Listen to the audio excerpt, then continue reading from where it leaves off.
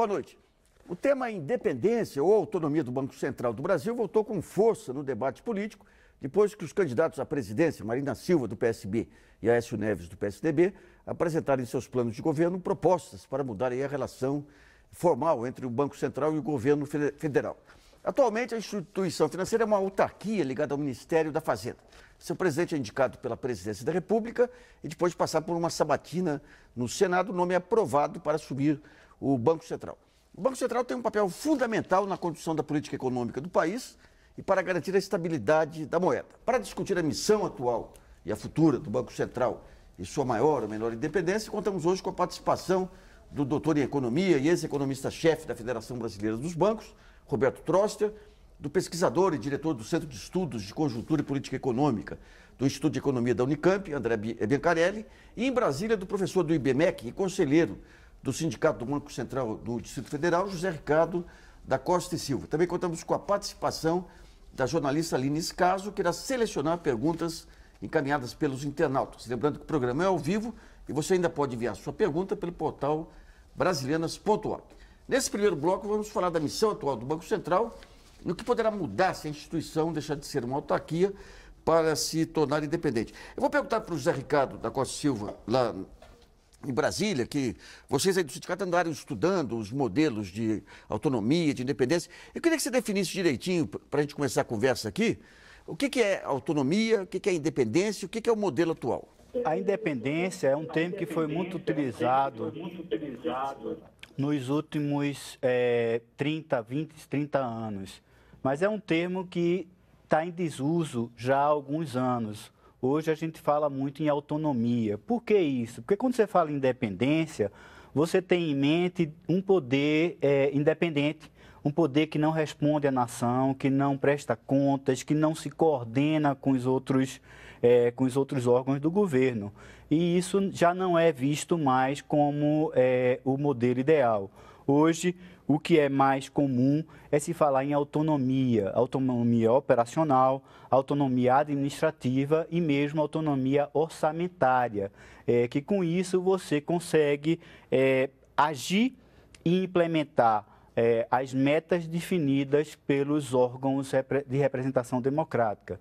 Então, nesse caso, quem determina o que o Banco Central deve fazer é ou o Congresso Nacional ou mesmo um órgão do governo, como o Conselho Monetário Nacional, que é um órgão composto pelo ministro da Fazenda, pelo ministro do Planejamento e pelo presidente do Banco Central.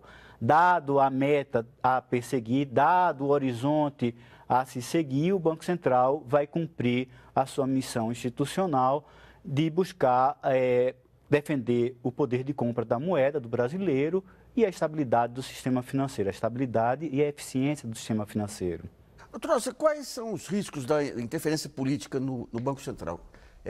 Se utilizar o Banco Central para emissão de moedas, para financiar déficit público ou leniência com a inflação, quais são os riscos maiores que ocorrem? É que você tem, assim, a política monetária tem uma defasagem muito grande, no momento que você aplica uma medida e que você tem resultados.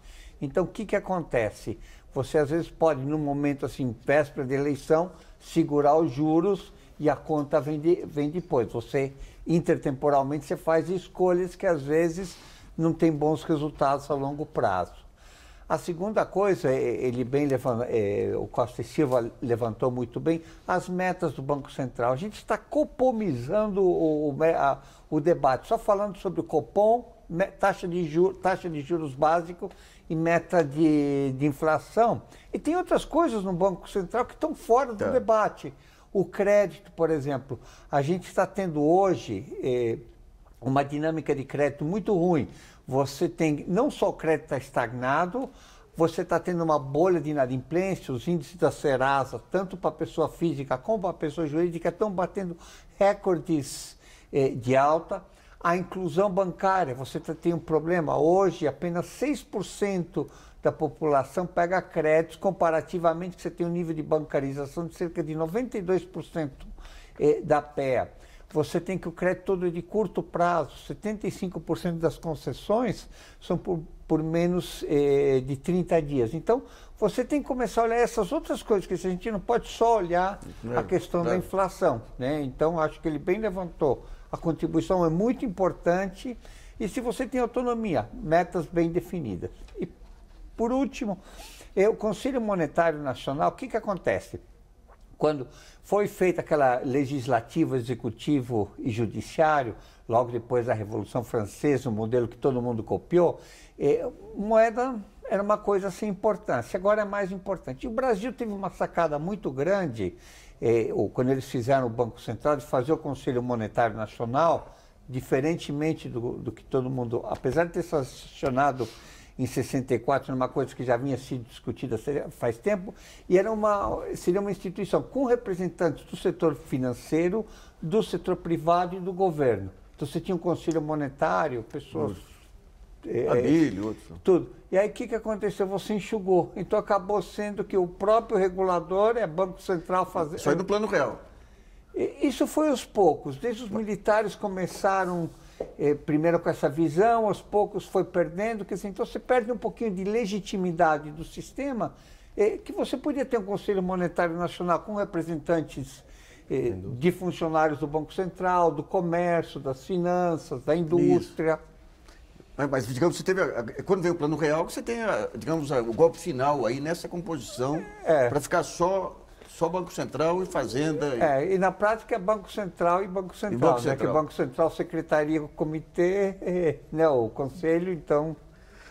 Como é que você está vendo essa discussão e esse papel do Banco Central? O Trosser coloca aí que o Banco Central não avançou nada em termos de melhorar perfil de crédito, em termos de melhorar, remanejar poupança para prazos mais longos e tudo. Como é que você vê, de uma maneira geral, a maneira que o Banco Central tem atuado? Eu acho que, na verdade, tem alguns planos diferentes para discutir a questão da independência do Banco Central, essa proposta colocada. Um primeiro, acho que pode ser colocado no plano técnico ou no plano de natureza econômica, de teoria econômica. Eu acho que a proposta de caminhar, de dar mais independências, pode ser uma questão de grau ou uma questão absoluta, mas o que está colocado é avançar na direção da independência. Eu acho que congela e institucionaliza uma determinada visão do processo, tanto do que é a moeda, do que é o crédito, do que é o processo inflacionário e do que deve ser a política monetária, no caso, e as suas relações com as outras políticas. Acho que, na verdade, esse é um ponto.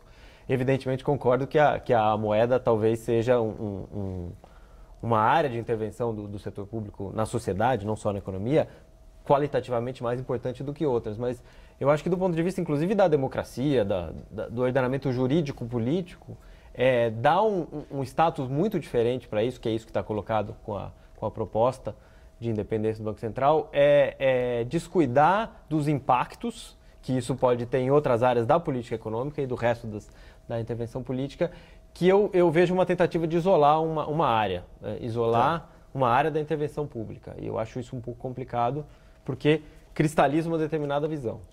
Eu queria ver com o Conselho. A gente sabe que o Banco Central tem quadros técnicos aí excelentes. Internamente, quer dizer, não estou falando de ativismo político, não. Mas há discussões de monta no corpo técnico sobre a eficácia desse modelo de atuação de metas inflacionárias. E o que seria, digamos, a autonomia do banco? Por exemplo, em relação à política cambial, ele teria liberdade para usar o câmbio como quisesse, desde que focasse na meta de inflação. Como é que são as discussões internas aí? Tá. Luiz, dentro do Banco Central existe, na maior parte dos servidores, o entendimento de que o sistema de metas, em relação ao sistema de metas foi um avanço institucional muito grande e muito importante para a política monetária. Quando eu entrei no banco, há cerca de 22 anos atrás, a taxa de juros era definida pelo diretor de política monetária à noite. E ele ligava de manhã para o mercado aberto e dizia qual era a taxa. Então, era totalmente arbitrária. Esse processo vem se evoluindo desde o Plano Real, quando se criou o Copom, um pouco depois do Plano Real, e a partir daí você passa a definir a taxa de juros de uma maneira estudada, avaliada pelo corpo técnico e, mais ainda, com a implementação do sistema de metas para a inflação, você consegue dizer à sociedade de que forma você está atuando, por que você está atuando e qual é o objetivo que você quer alcançar. Então, com isso, você tem um Banco Central muito mais próximo hoje da sociedade e na atuação da sua missão institucional principal, que é realmente cuidar do poder de compra da moeda, além do setor financeiro. A estabilidade do setor financeiro, o setor financeiro, de alguma forma, é uma expansão da moeda. O setor financeiro determina a liquidez da economia. A quantidade de dinheiro em circulação está vinculada ao setor financeiro. Então, na verdade, o cuidado com o setor financeiro não é só um cuidado com a sua estabilidade, mas é um cuidado com a própria quantidade de dinheiro circulando na economia. E o servidor do banco, em sua maioria, em uma quantidade muito grande, vários servidores me procuraram, sabendo que eu estava vindo aqui discutir com vocês esse assunto, para defender a questão da autonomia, porque a questão que o Trotsky levantou, a questão da decisão intertemporal, a questão, você aumenta a taxa de juros hoje, ou você reduz a taxa de juros hoje, você tem um estímulo de curto prazo, mas no longo prazo você pode ter consequências nefastas para a sociedade. Então, com a ideia da autonomia de operação do Banco Central é para que você tenha uma consistência na na atuação do banco. E tem mais uma coisa, a moeda, desde o seu início do sistema financeiro, está muito vinculada à questão da credibilidade. Então, se você acredita na sua moeda, se você acredita no sistema que está funcionando, distribuição da moeda, você consegue levar a sociedade a encontrar o seu melhor. A distribuição do trabalho, a capacidade produtiva aumenta. Nos países que tiveram maior estabilidade financeira foram os países que conseguiram um maior desenvolvimento econômico.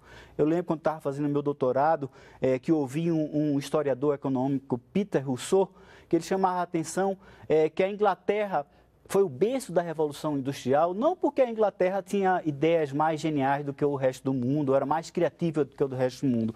Muito pelo contrário, a máquina a vapor não é criada pelo inglês. A Inglaterra foi o berço da Revolução Industrial porque tinha um sistema financeiro mais estável do resto da Europa. E isso permitiu a oferta de liquidez necessária para que você desse a alavancagem de desenvolvimento, que você criasse iniciativas, que você pudesse viabilizar realmente a criação de valor para a sociedade, né, e novos produtos. Então, o sistema financeiro é muito importante como uma parte de expansão da moeda. E o servidor do Banco Central tem essa percepção de que essa autonomia é necessária. Não importa, quando eu falo de credibilidade, não importa a pressão política que é feita no curto prazo sobre a atuação da instituição. O que importa é a percepção de que não há a pressão política. Se a sociedade percebe que o Banco Central está atuando, pensando no longo prazo, a coordenação entre os trabalhadores, empresários e os fazedores de preço é muito maior. Então, você tende a ter níveis de preço, aumentos inflacionários menores do que quando você não tem essa percepção. Costa Silva, vamos tentar estabelecer um debate aqui um pouquinho mais curto. A dúvida que tem em relação ao Banco Central é aquele negócio, você ter, digamos, você conseguir tornar homogênea aí, digamos, a visão de médio prazo sobre a inflação é relevante. Vocês têm hoje um departamento de inflação aí que faz todos os estudos aí para mostrar as projeções de inflação. Agora, para ter fé, digamos, no modelo, tem que se acreditar que esse modelo, que você aumentando a taxa de juros, você tem um efeito sobre a inflação. E tem muitos estudos que mostram que colocam em dúvida essa eficácia da taxa de juros, especificamente, o único mecanismo a ser utilizado sobre a inflação, a não ser sobre expectativas, que é mais uma questão de fé, mas quando se pega a correlação de causa e efeito, você tem muitos estudos acadêmicos que colocam em dúvida isso, porque você tem vários fatores aqui que não são os mesmos fatores de países avançados aí, como é a questão do canal de crédito, a questão do estoque de riqueza existente, quando você aumenta juros lá fora, o estoque cai. Então, essa discussão sobre o modelo, eu queria que o Biancarelli colocasse um pouquinho sobre qual a sua visão sobre a eficácia ou não do modelo de metas inflacionárias. Não, a discussão do regime de metas tem toda uma discussão que, como eu já adiantei antes, ela decorre de um determinado diagnóstico do que é a inflação, do que é a moeda. Mas a discussão de comparações internacionais, outros exemplos, são sempre úteis na análise econômica, mas deve ser tomado com muito cuidado. Por exemplo, um dos grandes argumentos do ponto de vista teórico para defender um grau maior de autonomia tem a questão da credibilidade e a questão de controlar o impulso inflacionista do governo. E essa consistência intertemporal, você pode ter ganhos de curto prazo e prejuízos a longo. Olhando para o caso brasileiro, nas últimas décadas, se tem algum tipo de irresponsabilidade, não é deixar a inflação crescer na véspera da eleição. Pelo contrário, é controlar a inflação com o uso da taxa de câmbio, que é o que funciona no Brasil, apesar do modelo de metas não dizer isso explicitamente, controlou-se, aliás, essa é uma das causas porque a inflação tá incômoda agora, é porque o câmbio desvalorizou bem. Mas eu acho que a gente pode localizar no tempo 98 e 2010, eu diria que houve sim um uso com objetivos eleitorais da política monetária, mas pelo contrário do que diz a teoria, que dá mais autonomia, é fazer valorizar a taxa de câmbio ou impedir uma desvalorização, como era o caso de 98, com vistas a ganhar a eleição. Isso cobrou um preço bem 98, 2003 você teve também, agora está tendo. 2003 aqui não era a véspera da eleição, mas eu acho que 98 e 2010, quando o câmbio tinha desvalorizado muito forte em 2009 e deixou se apreciar de novo com vistas a segurar a inflação. Eu acho que no debate político eleitoral brasileiro, o risco de inflacionismo não existe, porque a inflação baixa é um ativo muito grande para ganhar a eleição. E não necessariamente a inflação baixa às custas de um câmbio, por exemplo, apreciado, é uma aposta de longo prazo para o conjunto da economia, não só para os preços. Trouxe, como é que você vê o modelo de metas inflacionárias e essa relação entre a taxa de juros e a inflação? Bom, ele bem lembrou. Agora, só complementando o que ele falou, câmbio tem um custo na indústria, quer dizer, você segura a inflação, prejudica os industriais, sabe, e esse prejuízo é mais permanente. E as contas externas são por vinagre, né? Mas conta externa, às vezes, com crédito se resolve. Agora, indústria, que fechou uma indústria, você não abre de volta, é diferente de agricultura. Queimou uma safra, a outra você planta, que o João garante, né? Mas eu acho que, assim, política econômica, assim, o Banco Central tem mais de uma meta. Então, eu acho que a primeira coisa a gente devia ter, meta de inflação, mas meta de eficiência, que é um dos objetivos, meta de estabilidade, metas de inclusão, metas de estabilidade financeira. E, ao mesmo tempo, a gente podia repensar um pouquinho o papel. Quem que cuida da política monetária? Esse tem um órgão. O Banco Central, em inglês, tem um modelo interessante que ele pegou e falou, o Banco Central está dividido em 3 divisões: estabilidade financeira, estabilidade monetária e eficiência da intermediação. E depois, então, aqui a gente ainda está com um sistema que vai fazer 50 anos esse ano. Então, eu acho que a gente tem que pensar um pouquinho mais. Mais uma vez, também depende de quem está conduzindo.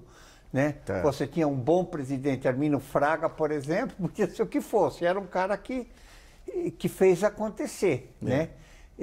Meirelles, por outro lado, só cuidou da taxa básica de juros, Copom virou manchete e o resto não dava nem rodapé de jornal, né? É isso.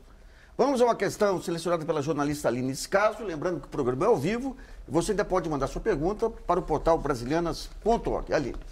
Boa noite, Nassif. Boa noite a todos. A pergunta é de Henrique Costa, de Maceió, Alagoas. Ele quer saber se a independência normativa do Banco Central aqui no Brasil o deixaria sob controle de economistas ortodoxos, subtraindo a soberania do povo. Para quem que ele fez a pergunta? Não, tem aberto. Para vocês. Por favor. Para todos. Eu acho que o Banco Central tem um staff muito bom, quer dizer, então, nesse sentido, não tem muita preocupação. Acho que você deveria separar o que é política monetária, o núcleo de política monetária, independentemente, não faz sentido que o diretor de administração faça parte do Copom, quer dizer, se a gente faz um Copom, tá? Agora, eu acho que escolher bons economistas, eu acho que a questão não é ideológica, sim é uma questão de eficiência. E o Banco Central tem que ser ortodoxo, né? Porque não pode ter o freio nos dentes, né? Mas tem ortodoxias, por exemplo, nós temos alguns casos de heterodoxia, como foi o Plano Real, quer dizer, uma heterodoxia que deu certo. Alguém que pensa, então eu acho que numa sociedade que está mudando, pensar um pouquinho a mudança também, não é olhar o manualzinho, né? A regra de Taylor. Né? Vamos para o primeiro intervalo e brasilianas.org volta logo.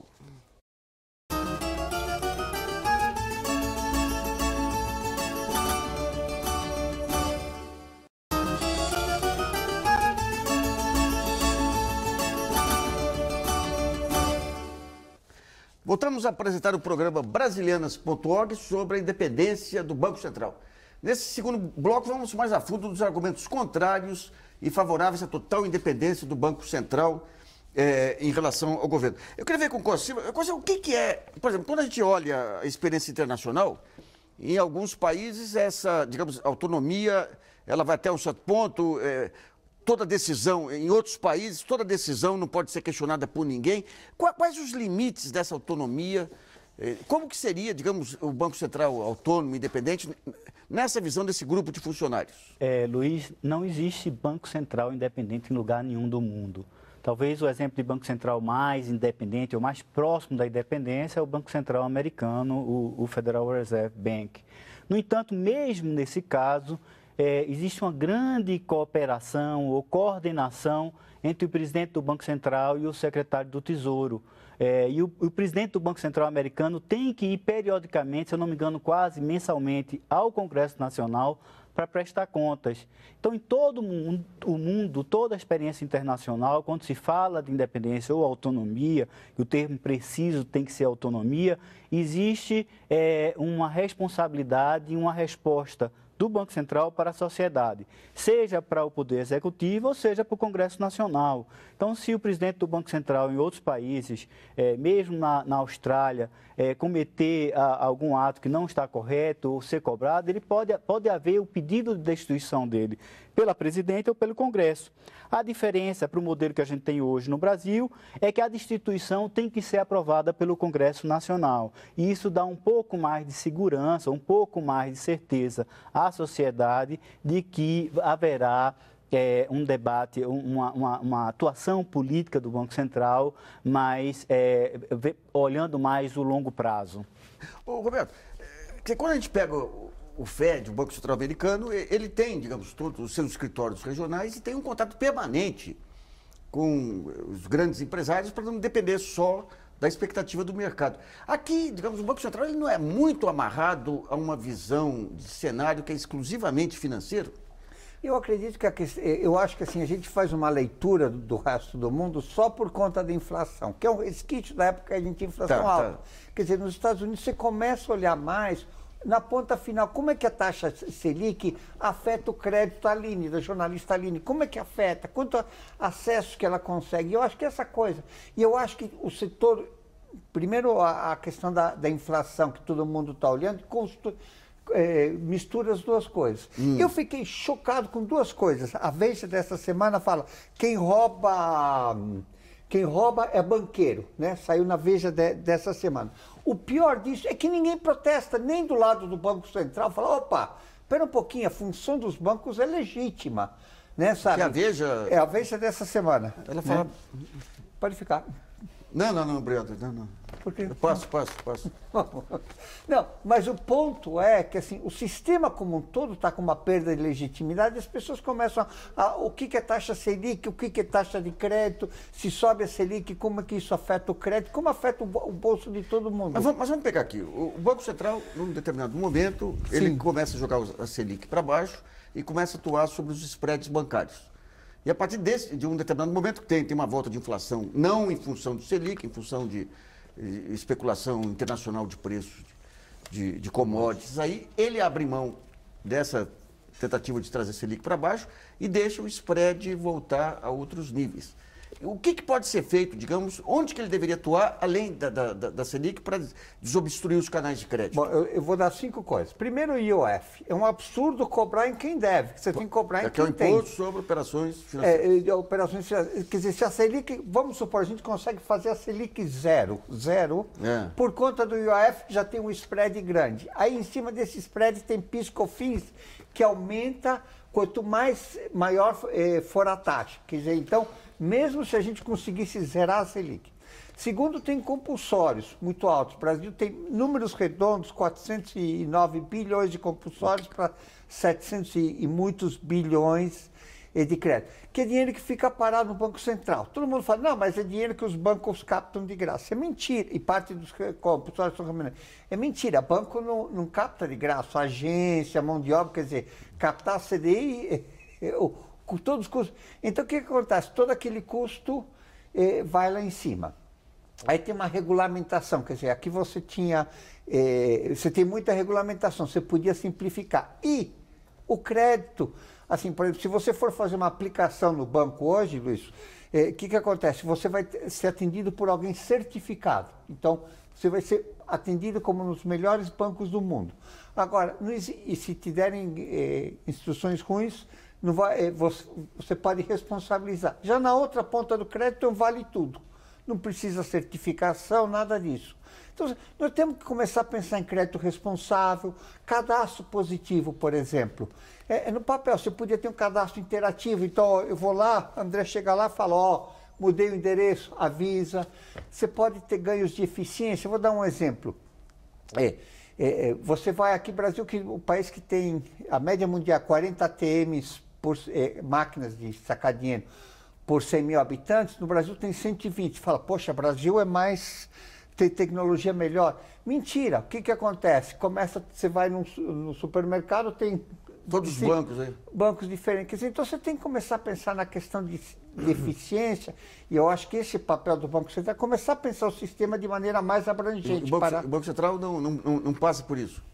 É que o mandato institucional, quer dizer, o sistema ficou copomizado. Acho que a gente tem que descopomizar o sistema. Vou explicar para o telespectador o que é o Copom. Copom. É a reunião do Comitê de Política Monetária. Então, o Banco Central ficou muito copomizado, muito focado no Copom. E Copom é uma parcela pequena do Banco Central. Tá. Então, acho que o José Ricardo, né?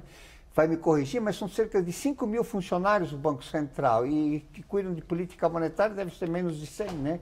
Então, o que os outros 4.900 fazem, né? Eu acho que essa preocupação é válida. O papel do Banco Central não é só cuidar da taxa de juros, mas sejamos claros aqui, o que está em jogo é a maior liberdade para colocar a taxa de juros onde um corpo técnico livre de pressões políticas tenha mais liberdade para fazer isso sem sofrer ameaça de demissão, digamos assim, ou sem sofrer as influências políticas. É disso que se trata, até porque o debate da independência do Banco Central foi colocado agora no debate eleitoral brasileiro por conta disso, pelo processo que você lembrou de uma tentativa que foi abortada ou retrocedeu de baixar a rentabilidade, baixar a taxa de juros. É disso que se trata. Todas as questões do crédito, de aumentar a eficiência do crédito, de ampliar o crédito, torná-lo mais barato, mais eficiente, tudo isso, até onde eu entendo, me corrijam vocês que entendem muito mais do que eu, isso não depende de uma autonomia do Banco Central. A autonomia que se está colocando em pauta para aumentar é uma autonomia de que um corpo técnico vai ter uma liberdade para atuar, e não é uma questão de eu prestar contas e ser fiscalizado ou não, é de escolher a prioridade. E quando se define a prioridade, digamos o seguinte, a prioridade é a inflação e a sua ferramenta é o juros. Você não tem limite para os juros e, ao mesmo tempo, você não tem que responder por custos fiscais. Exatamente dessa política para os juros. Vamos supor que a sociedade definisse, o presidente entregasse ao ministro da Educação a tarefa de universalizar com qualidade o ensino médio. Seria uma ótima meta para a sociedade brasileira. Quebraria o país. Eu não tenho nenhum compromisso com o custo fiscal disso, vou fazer isso. Então, como é que fica nessas discussões, digamos, essa questão da responsabilidade fiscal da política de juros? Já que quando se aumenta a Selic, e você tem outras ferramentas para digamos, para influir no crédito, como as tais medidas prudenciais, mas como que se discute internamente a questão do impacto dos juros na política fiscal? Ou se pensa o seguinte, isso é problema do Tesouro e do planejamento? Não, claro que não, Luiz. Aí você tem duas coisas. Primeiro, daí a importância da coordenação que você já tem, de alguma forma, no âmbito do Conselho Monetário e que você teria muito mais forte pela necessidade de prestação de contas da direção do banco ao Congresso Nacional. E com isso, isso exigiria do banco um compromisso maior. Mas eu acho que o mais importante de tudo é que você, com uma autonomia, você permite, existem vários estudos internacionais que a autonomia permite redução de taxa de juros no longo prazo. Se você olhar a questão da taxa de juros do Plano Real até hoje, da taxa de juros, do spread bancário, ele vem caindo constantemente. E isso é fruto da maturidade da sociedade de viver com preços estáveis. A estabilidade de preços permite taxas de juros de longo prazo muito mais baixas. Pegando a questão do Troster, banqueiro gosta de inflação. Na época de inflação alta, os bancos ganhavam 12% do PIB era para os bancos, dos quais quase 5% era float de inflação, era recursos inflacionários. Depois disso, isso caiu bastante. Então, a queda da inflação reduz spread bancário, reduz taxa de juro básica, mas também reduz taxa de juro ao consumidor e às empresas. Se você vê as séries históricas, mostram claramente uma tendência constante depois do fim da inflação, da redução dos juros. A eficiência do sistema financeiro, juros mais baixos, o crédito cresceu de 25% do PIB para quase 50%.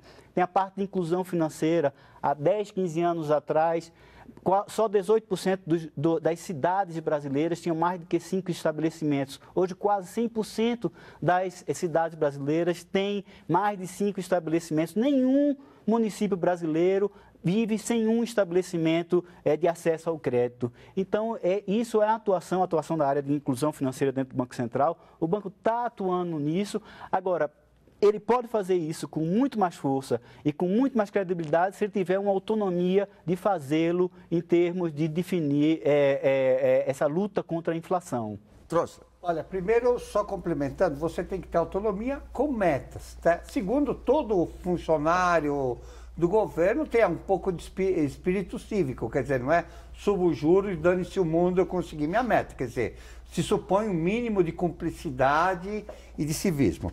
Agora, eu queria falar 3 coisas que você colocou.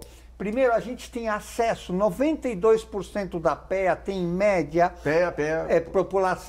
população economicamente ativa tem conta em banco, tem relacionamento. E na média você tem 1,98 relacionamentos bancários por pessoa. Quer dizer, então, acesso 100% de acordo. O que é o relacionamento bancário? Ele tem conta de poupança. Tá.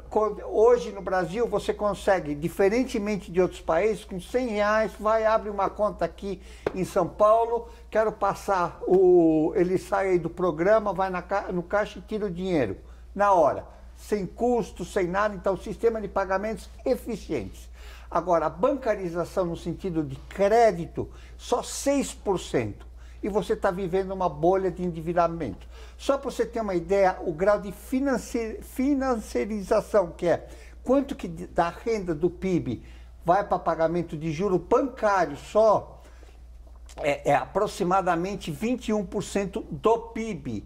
E 13,2% do PIB do primeiro trimestre desse ano só de juros de operações de crédito. Quer dizer, agora, diferentemente do que ele faz, isso não fica com o banqueiro. Eles pegam o dinheiro com uma mão e pagam para os depositantes com outro. 75% disso, mesmo na época de inflação, pegava de um lado e ia para o outro. Quer dizer, o modelo de intermediação brasileira bancário está obsoleto. Então nós temos que começar a pensar. Eu achei excelente a ideia de discutir.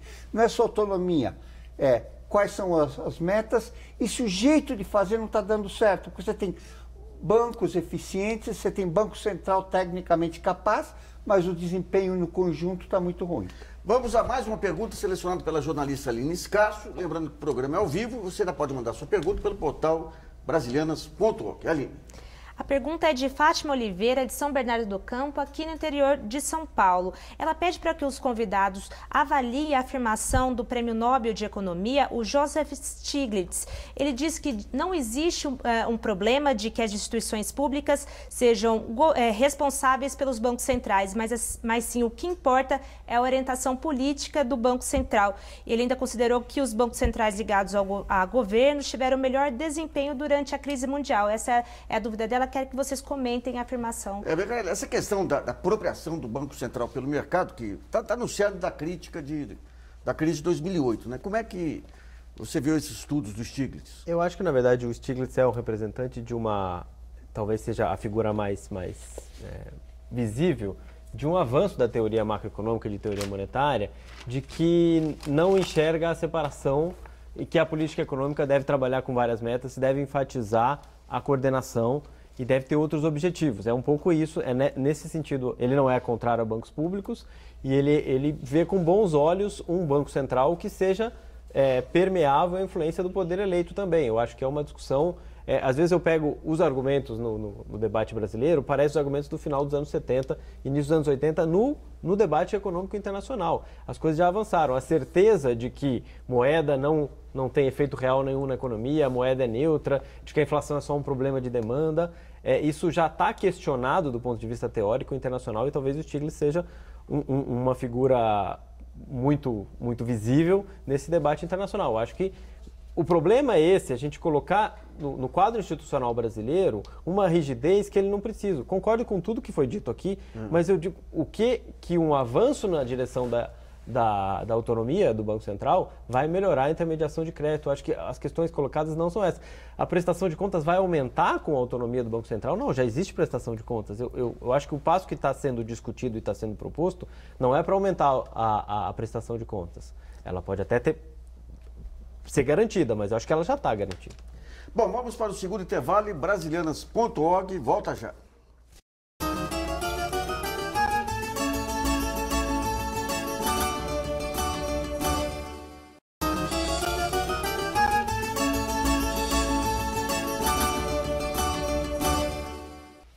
Voltamos a apresentar o Brasilianas.org sobre a independência do Banco Central. Nessa última parte do programa, vamos falar um pouquinho da experiência de bancos centrais e independentes em outros países. Mas antes eu queria voltar ao Costa Silva. Costa Silva, quando todas as análises aí sobre o efeito da taxa de juros na inflação, entra a questão cambial. No retrasado, quando o Banco Central começou a retomar de novo a elevação dos juros, ficava claro que era receio também, que era uma medida preventiva com receio que os Estados Unidos aumentassem os juros e puxassem recursos daqui. Ou seja, o câmbio é um elemento central em toda essa política de metas inflacionárias. Por que o Banco Central não explicita isso nos seus relatórios, na sua prestação de contas à opinião pública? Luiz, o câmbio é um instrumento essencial para qualquer economia que não é economia como a americana ou europeia, que emite a moeda mundial. A gente fica sujeito a impactos e variações. Nossas economias são, sim, vulneráveis à variação no câmbio, as economias emergentes. Mas eu vou lhe citar um exemplo que eu sempre lembro. Quando nós implementamos o sistema de metas para a inflação, em 1999, janeiro de 99, o câmbio desvalorizou mais do que 100%. E havia um medo enorme de que a inflação estourasse. E, na verdade, mesmo o câmbio continuando quase 100% no final do ano desvalorizado em relação a janeiro de 99, a inflação foi de 8%. E o ganho em relação a isso foi principalmente uma coordenação com a sociedade. A sociedade entendeu o que o Banco Central estava fazendo e passou a atuar na direção de que os preços não aumentassem tanto. E a gente fechou 1999 com 8, alguma coisa dentro da meta de inflação, apesar do câmbio extremamente desvalorizado. Então, eu concordo, sim, que o câmbio tem um impacto grande sobre o preço. É uma preocupação em qualquer lugar do mundo que não seja os Estados Unidos e a Europa, que são os países que produzem a moeda que circula internacionalmente, mas apesar disso, nós tivemos uma inflação relativamente baixa. Então, o Banco Central foca na inflação para dizer à sociedade o que ele está fazendo, porque o objetivo do Banco Central não é decidir sozinho, é para fazer com que a sociedade convija para a visão de ter preços estáveis. Eu acho que assim, câmbio é uma ferramenta, deveria ser mais explícito o uso, quer dizer, por que estamos quase com 100 bi de swap cambial, quer dizer, que é um risco, né, para o sistema. Ele mencionou 99, muito bem. Também fizeram a mesma estratégia e o país perdeu do dia para a noite 40 bi que foram para os investidores estrangeiros, assim, presente, para. Segundo, o câmbio, a gente tem que arrumar esse mercado. Não pode ser que a gente tenha a bolsa de futuros mais moderna, entre as mais modernas do mundo, e o câmbio à vista, a lei foi assinada por Getúlio Vargas e Oswaldo Aranha em 1932. Quer dizer, temos que começar a pensar num câmbio, fazer a abertura completa, porque senão o que acontece? O mercado futuro que fixa as cotações. Você vê hoje, por exemplo, que o câmbio disparou. Mas Roberto, quando fala abertura completa, quando você pensa o câmbio... Desculpa, abertura inteligente, continua, desculpa. O que é abertura inteligente? Não, uma abertura que convém ao Brasil. A gente fez a abertura que convém aos especuladores. Quer dizer, porque se você deixar aberto e sem o mercado definindo o câmbio, o câmbio, em geral, historicamente, você tinha as relações comerciais que definiam, você tinha mais déficit, o câmbio desvalorizava, menos. Mas hoje, com o diferencial de taxa de juros aí, o câmbio não é um câmbio que define a competitividade de uma economia. Né? Exatamente, então tem que mudar a estrutura do mercado de câmbio. Tá. Você liberou a parte especulativa e a parte produtiva está travada. Então o que acontece? É o rabo que mexe o cachorro. Então, tem que mudar coisas simples, por exemplo, você que é um milionário, você pode agora ir para Nova York e abrir uma conta lá fora em dólares. Nós dois que somos, nós três, né? Eu vou incluir o Costa e Silva nisso. Nós não podemos, se a gente for viajar alguma coisa, temos que comprar dólar e carregar no bolso e correr riscos, quer dizer, temos que modernizar. A gente abriu a parte que não devia ter aberto e não abriu o que devia ter aberto. O que você acha, Beccara? Em relação ao mercado de câmbio, essa distrofia ou essa hipertrofia do futuro em relação ao à vista, eu seria mais favorável a colocar mais travas no futuro do que abrir mais o à vista, mas essa é uma discussão bastante complexa. Em relação ao papel da taxa de câmbio, eu tenho um colega que dizia, isso antes, até em 2006, dizia, tem um departamento do Banco Central, sem nenhum tipo de desprezo, é só uma ironia, que opera a política, e a política, mesmo no regime de metas, o canal mais importante é o canal de câmbio, e tem um outro departamento que divulga os mecanismos, aí tem o canal do crédito, etc. É uma ironia para dizer o seguinte, nos anos em que o Brasil teve apreciação cambial, a gente cumpriu a meta em cima ou abaixo. Nos anos que tivemos desvalorização cambial importante, a inflação ficou acima da meta. A inflação não é só a inflação importada no Brasil. Agora, por exemplo, é importada, é de serviços e é de alimentos. Mas, ao contrário, a inflação quase nunca é só de demanda. O regime de metas, pelo menos no modelo que ele está criado e justificado, dá a impressão, e ele é construído dessa maneira, de que a inflação é sempre um resultado de excesso de emissão monetária ou de descontrole das contas públicas. A inflação é um bicho complexo. Às vezes ela responde muito bem à política ortodoxa, às vezes não. E um instrumento que desde 1994 mais teve sucesso no controle da inflação foi a taxa de câmbio, com os seus efeitos positivos de controlar a inflação e com os seus negativos de prejudicar a estrutura produtiva. Eu acho que Então, mas quando se pensa, aí que está o negócio, no curto e no médio prazo, que é essa questão da dicotomia do Banco Central, de ter... Quer dizer, quando você pega a taxa de câmbio e joga para baixo, está pensando no curto prazo, porque você segura a inflação. Sim. Mas o médio prazo, que é a definição de uma estrutura industrial que garanta emprego, que garanta... isso aí vai para o vinagre. Então, digamos, esse conceito de curto e médio prazo também... Sim. E tem que levar em conta que também, pelo menos de 2003 para cá, a apreciação muito forte da taxa de câmbio, até 2010, até 2011, que depois já desvalorizou um pouco.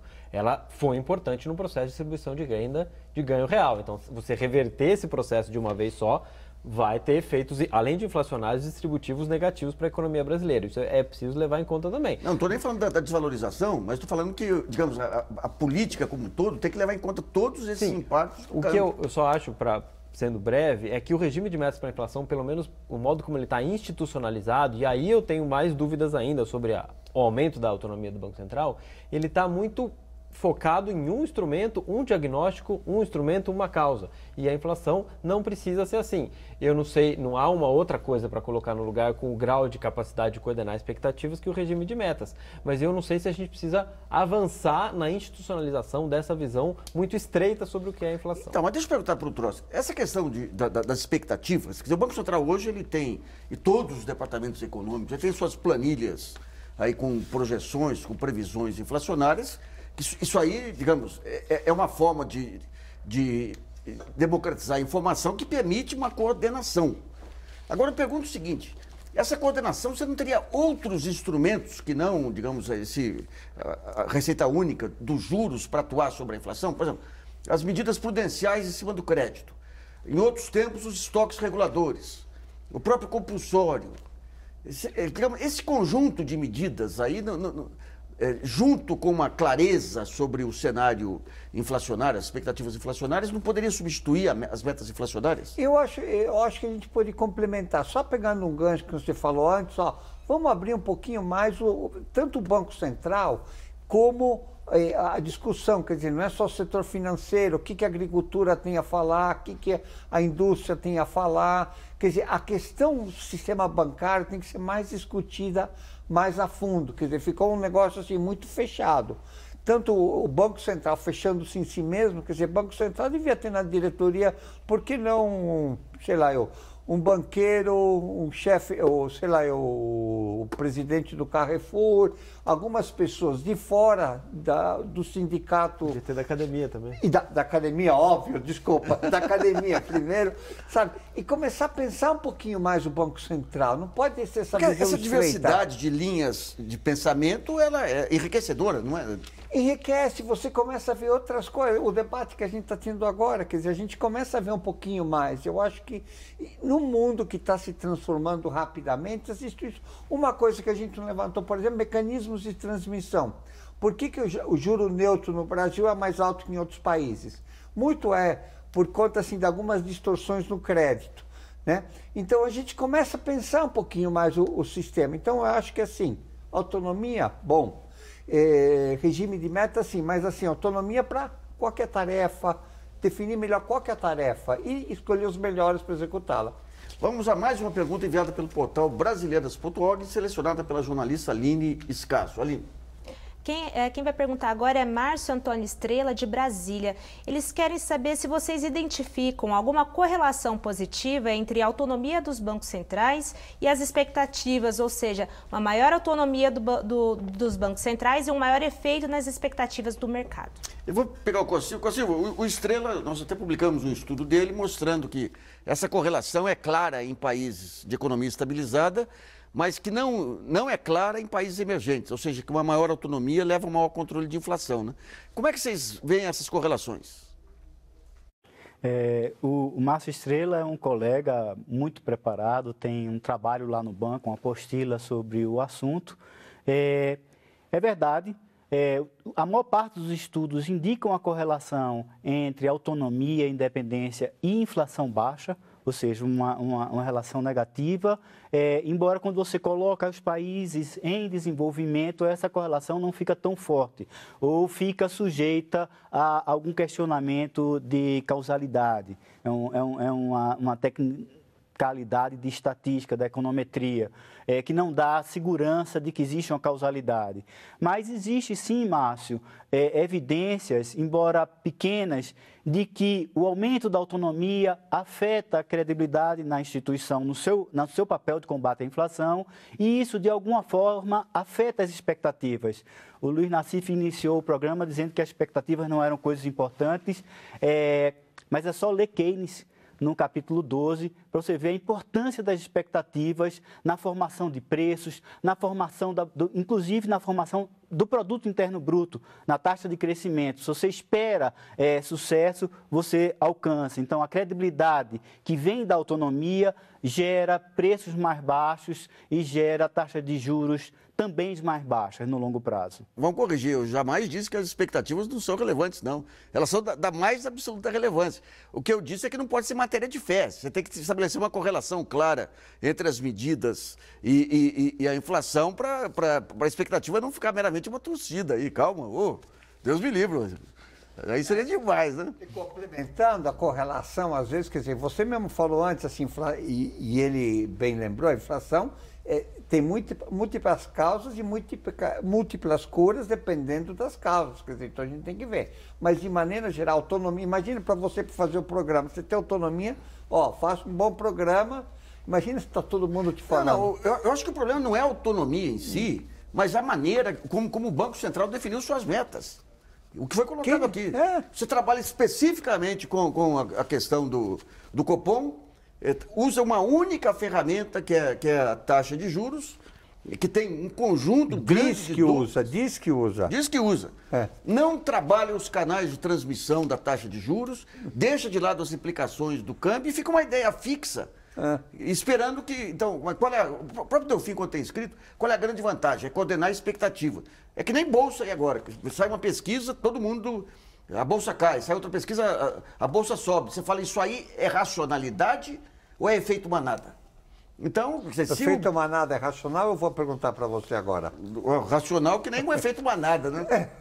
Uma racionalidade, assim, uma irracionalidade racional, vamos dizer. Você faz uma aposta, sai a capa da Veja, a bolsa cai ou sobe. Isso aí você não consegue definir uma expectativa racional de longo prazo em cima de matéria de fé, né? Esse é um ponto...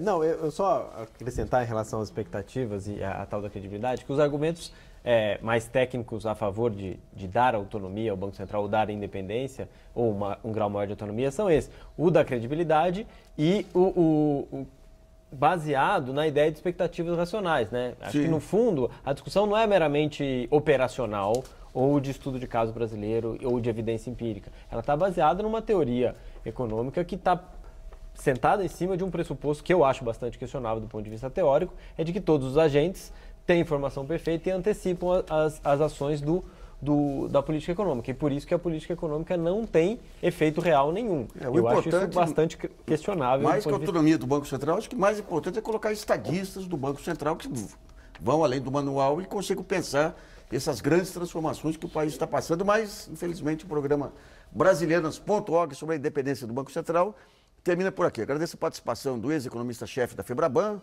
o Roberto Trosta, do pesquisador e diretor do Centro de Estudos de Conjuntura e Política Econômica do Instituto de Economia da Unicamp, o André Biancarelli, e em Brasília do professor do IBMEC, conselheiro do Sindicato do Banco Central do Distrito Federal, José Ricardo da Costa Silva. E também agradeço a colaboração da jornalista Aline Scaso e de você que nos acompanhou em mais essa edição. Lembre-se que você pode continuar colaborando e enviando sugestões, textos e vídeos para o portal Brasilianas.org. Esse espaço aqui também é seu. Voltamos na próxima segunda-feira, às 8 horas da noite, porque acabou o horário político que nos jogava às 7h30. Até lá.